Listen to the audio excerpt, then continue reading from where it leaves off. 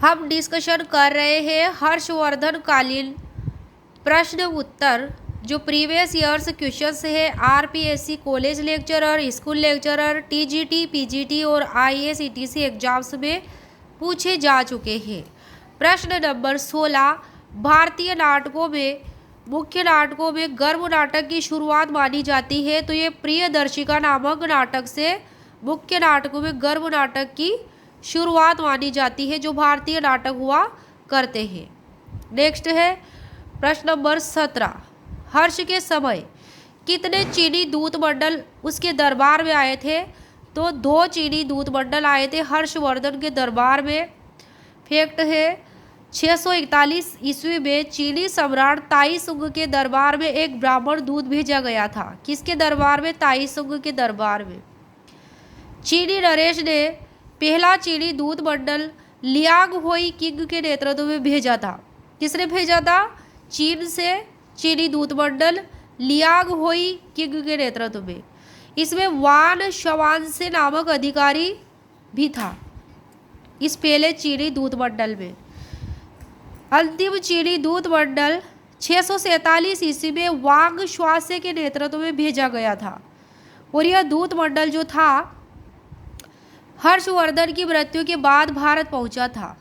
जिस टाइम में भारत पहुंचा था वांग श्वासे के नेतृत्व में, तब तक हर्षवर्धन की मृत्यु हो चुकी थी। वांग श्वासे 3 बार भारत आने वाला चीनी यात्री था। नेक्स्ट है प्रश्न नंबर 18, बाणभट्ट के अनुसार हर्ष कुशल वादक था। तो ये बांसुरी का कुशल वादक था। नेक्स्ट है क्वेश्चन नंबर 19, हर्ष ने किस विश्वविद्यालय को विशेष संरक्षण प्रदान किया था। तो नालंदा विश्वविद्यालय को। प्रश्न नंबर है 20, सूची 1 हर्ष के दरबारी, सूची 2 पद नाम। तो सूची 1 में हर्ष के दरबारी है अवंती, सिंहनाद, कुंतल और भांडी। सूची 2 में है उन दरबारियों के पद नाम। तो दे रखे इधर सेनापति, युद्ध मंत्री, अश्वरोही, सेना का प्रधान और प्रधानमंत्री। तो इन्हें सुमेलित करना है। अवंती किसको कहते थे? युद्ध मंत्री को। हर्ष के दरबार में जो था दरबारी अवंती, वह युद्ध मंत्री को कहते थे। सिंहनाद सेनापति को कहते थे। कुंतल कहते थे अश्वारोही सेना का प्रधान और भांडी कहते थे प्रधानमंत्री को। तो ये थे हर्षवर्धन के दरबारी जिनके पदनाम ये थे। प्रश्न नंबर है 21, विद्वान जो हर्षवर्धन के दरबार में नहीं था। क्या पूछा गया है इसमें? दरबार में नहीं था।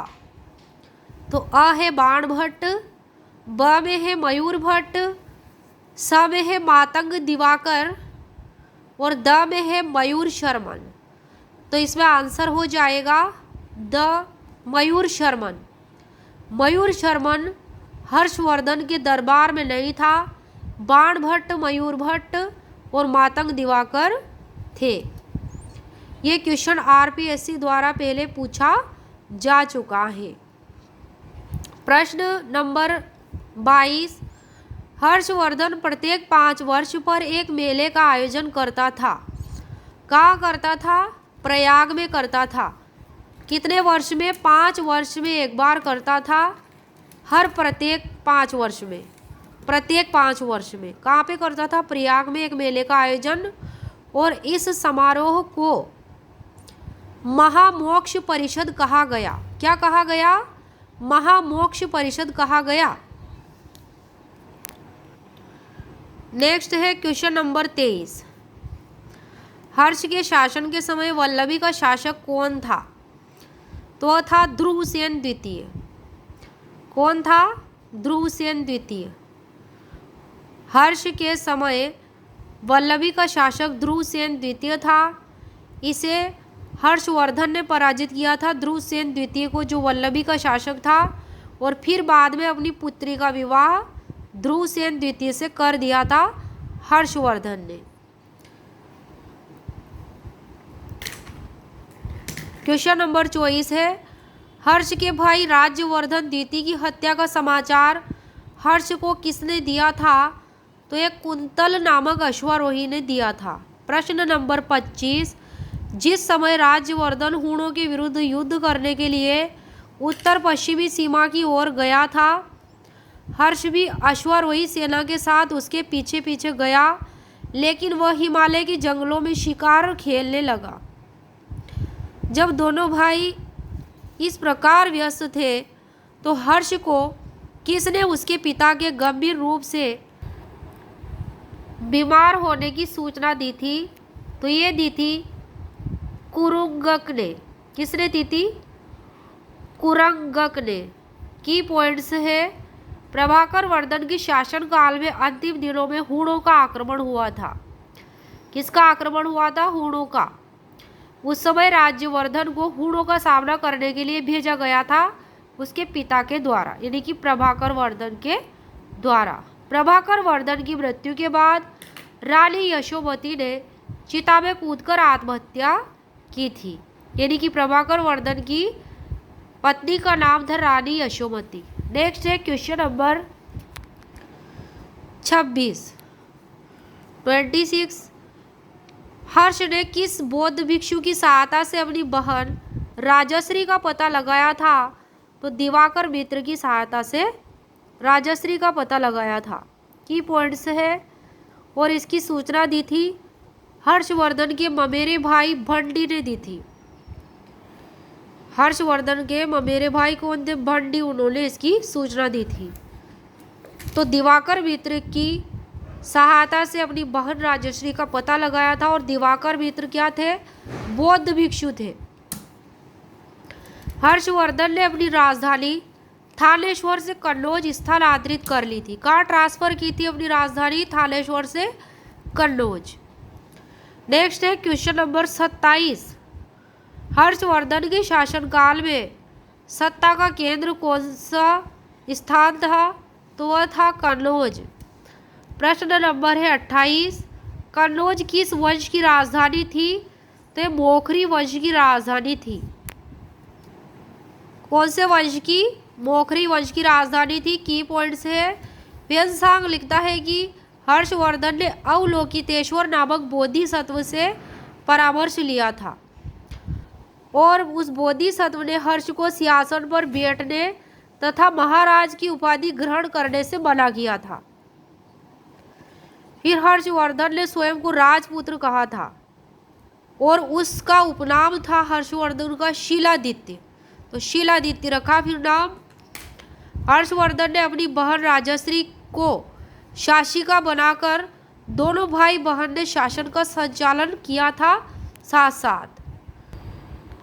नेक्स्ट है क्वेश्चन नंबर 29।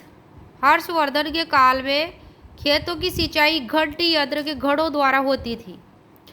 यह किसकी रचना से ज्ञात होता है? तो यह बाणभट्ट की रचना से ज्ञात होता है। इससे संबंधित की पॉइंट्स है, रहट का सर्वप्रथम उल्लेख विष्णु शर्मा के पंचतंत्र में मिलता है। किस में मिलता है? विष्णु शर्मा के पंचतंत्र में मिलता है। किसका उल्लेख? रहट का सर्वप्रथम उल्लेख विष्णु शर्मा के पंचतंत्र में मिलता है। बाणभट्ट ने इसे तुला यंत्र यानी कि घंटी यंत्र कहा है। और ये क्या होते थे? खेतों की सिंचाई घंटी यंत्र नामक घड़ों द्वारा होती थी। नेक्स्ट है क्वेश्चन नंबर 30। वेन्सांग की भारत यात्रा के समय सूती कपड़ों के उत्पादन के लिए प्रसिद्ध नगर था मथुरा। कौन सा नगर था? मथुरा था। प्रश्न नंबर 31। अपनी समृद्धि और ऐश्वर्य के लिए किस प्राचीन नगर को महोदय नगर कहा जाता था? तो कान्य कुब्ज को कहा जाता था महोदय नगर। प्रश्न नंबर है 32। हर्षवर्धन का वह अस्थायी निवास कौन सा था? हर्षवर्धन का अस्थायी निवास कौन सा था जिसमें अपनी प्रजा की दुख दर्द की समस्याओं को सुनता था? जय स्कंदवार। जय स्कंदवार अस्थायी निवास था जिसमें हर्षवर्धन अपनी प्रजा की दुख दर्द की समस्याओं को सुनता था। नेक्स्ट है प्रश्न नंबर 33। हर्ष का बाणभट्ट की प्रथम भेंट कहाँ पर हुई थी? हर्षवर्धन और बाणभट्ट की प्रथम भेंट मणितारा में हुई थी। कहाँ हुई थी? मणितारा में। की पॉइंट है, हर्षचरित में 8 अध्याय है। कितने अध्याय है? 8 अध्याय है, जिन्हें उच्छ्वास कहा जाता है। हर्षचरित में जो 8 अध्याय है उन्हें क्या कहा जाता है? उच्छ्वास कहा जाता है। हर्षचरित में इस भेंट का वर्णन है।